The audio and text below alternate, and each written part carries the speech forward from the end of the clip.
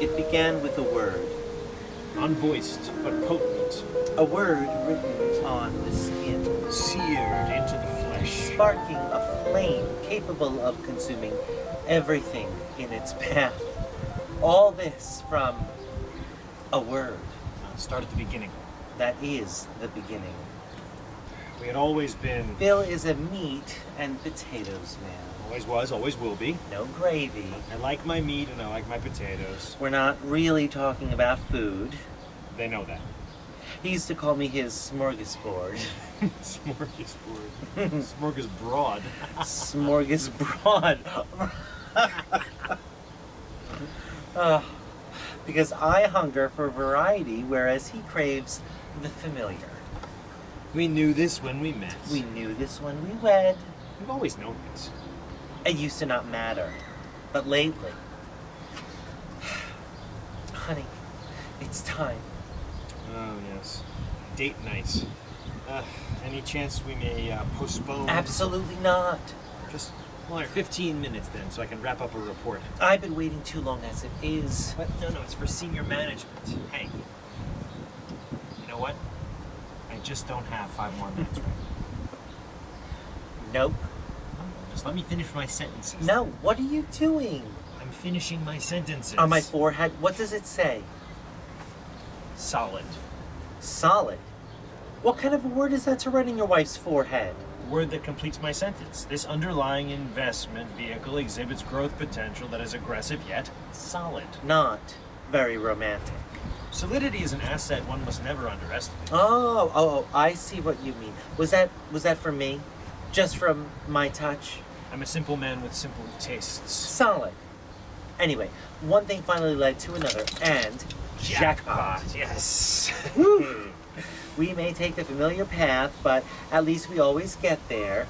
He's a very thorough lover. I like to cross all the I's. Anyway, he conks out almost immediately afterwards, on schedule, collapsing right on top of his investment vehicle. Ow. I'm satisfied, but still awake. So, I sent him off with a kind word. And that word is cutie. And that word is cutie. It fits nicely into the small of his back. He's out for the count. Yep. I shower and scrub solid off my forehead, then fall asleep behind him. The next day is Saturday. On Saturdays, Phil plays handball at the gym. Oh, actually, first I do a series of He stretches. has a list of Saturday activities. Followed by 3.5 laps, and then I veer off the track, enter the handball court, play a game with the guys. After the game, I take a shower at the gym. With the word cutie bouncing around above his butt. These guys I don't even know are coming up to me, smiling, winking. Can I borrow your soap, cutie? As I'm toweling off, hey, cutie, dropped your comb. It wasn't until later I learned how I became so popular in the locker room. That afternoon, I came home a little later than usual. We were going out that evening. I'm doing my makeup in the bedroom. He's changing out of his gym clothes, getting ready for the dinner party. I smile at the faded writing on his back, but then my smile fades. Something's different. It no longer fits snugly. It's overflowing the small of his back, spreading like some horrible rash. On closer inspection, I find that it's not just my writing. Something's been added. There's one more word there than should be. Next to the faded word I wrote, cutie, there's another word. Pie! Exclamation point. A short 3-letter word, darker and in different color than my word, shorter, darker and in a different handwriting. I wrote cutie, and now it says cutie pie. And I knew right then and there. She knew. Cutie pie. It's just not a word we ever used. I used it once. He was sleeping with someone else. I didn't yet know how, I didn't yet know who, but I was devastated. Sometime between the gym and the bedroom, he saw her, had his way with her, and conked out. While he was lying there on his stomach, she saw my word and had her own little panic, had her own moment of truth. She didn't know what it meant, but she knew she didn't like it. So she added to it, to sort of test the waters, like a message in a bottle, and boy, did I get the message. I was so shocked, I couldn't think clearly. I couldn't even bring myself to ask him about it. Every time I formed a question in my mind, I felt so dirty, so tawdry. This was my routine, little baby. He couldn't possibly be cheating on me. Deep down, I knew the truth. But on the surface, I went into denial. That night, we went to a dinner party. I mean, after all, what evidence did I have? I hyphenated word written in 2 colors in the small of his back. I squelched every screaming emotion and acted as if nothing was out of the ordinary. And apparently, so did he. Wow. I wonder, is this the first time? How long has this been going on? Who is this two-faced man, and why do I suddenly desire him more than ever? I've got to admit it's true. The thought that someone was manipulating his assets drove me bonkers. The party was pretty dull. Not for me. I looked around the dinner table at all the other wives, and everywhere I looked, I spied rival. Wouldn't it make sense for him to choose someone from our circle? I kept getting hotter and hotter as I imagined him with each of the women. Honey, are you all right? Your neck has turned beet red, and you seem to be having a reaction to the wine. I was playing this perverted game of Clue in my head. Phil in the library with Beverly on the chess, or Phil in the kitchen with Sandra on the linoleum. Which one was it? I got so worked up that... Look. When we met back hallway of our host's apartment, she was... pulled him into their den so we could do it right there on the pool table. 2 Paul in the corner pocket. Bingo. Yes. Bingo, baby, yeah. Oh my God, what's happening to me? After our game of pool, he started getting sleepy. We made our excuses and went home. I drove. I slept the entire way. I practically carried him in and was about to put him to bed when I had an idea. I completely scrubbed the writing from his back. I thought, clean slate. Once I got him into bed, I took out a marker and wrote, "Who are you?" The next day was Sunday, and on Sundays, I go to church. Like clockwork. It's not that I'm so religious, but I like the singing. I don't go. Never got into the habit, so to speak. Yeah, well, I find it pleasant. Very peaceful. You see everybody, the neighbors, your friends, everybody you know is there. I started seeing everything differently. Like all the things he does that I'm not a part of. I imagined all of the trysts I was letting him get away with just because I wasn't into praying. Because I don't go for basketball or poker. I imagined him in the confessional pouring it out on Reverend Fidelis behind the tabernacle blessing Barbara Johnson. Babs, actually. They call him Babs. Oh, even imagine him in the Sunday school classroom instructing our neighbor's kid. Which? The one in medical school. Oh, Melissa.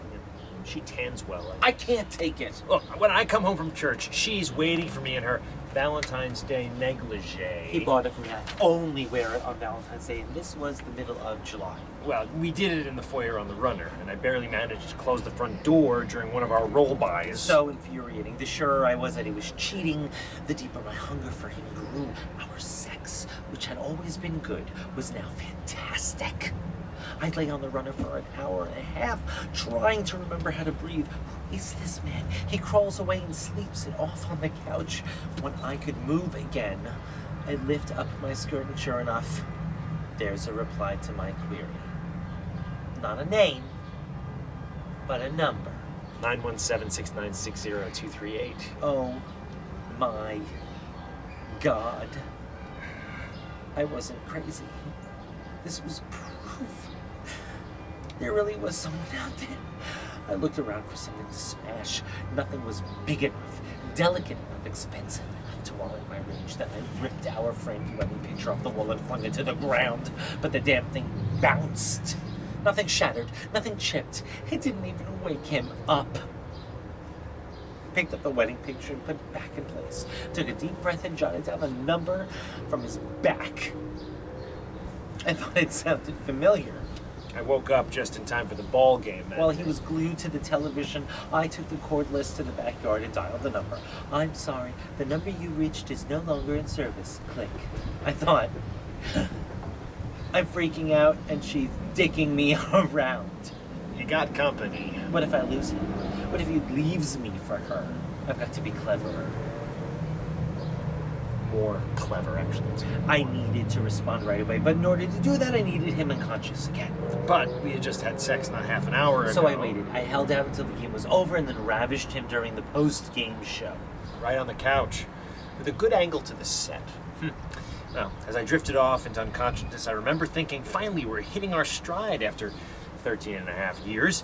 Let's face it, one of the best things about marriage is that you can have sex whenever you want it. Well, within reason. We used to be so reasonable. Well, now it seemed there was no reason to be reasonable. I shifted him from his post-game, post-coital position and began the most important correspondence of my marriage. This may appear as if it happened all in one night. Oh, but it didn't. I wrote coward. She wrote piglet. Right. Oof. I wrote bimbo. She wrote Harpy. hey. I wrote dirtbag. Yes. She wrote Lip. It was a C word. Yeah. whoa. So, yeah. Oh. Oh. Ah. Ah. Ah. Smorgasbord. What? Smorgasbord. Smorgasbord.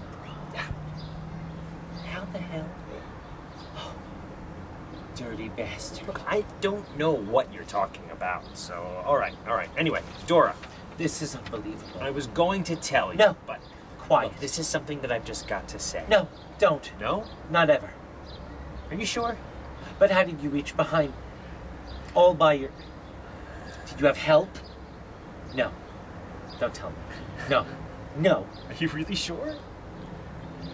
That is, by the way, the moment I knew that we would be all right. Son of a bitch.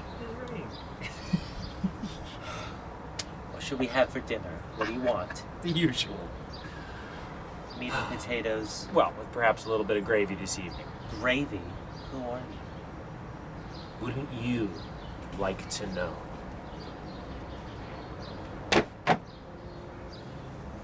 I was writing about myself.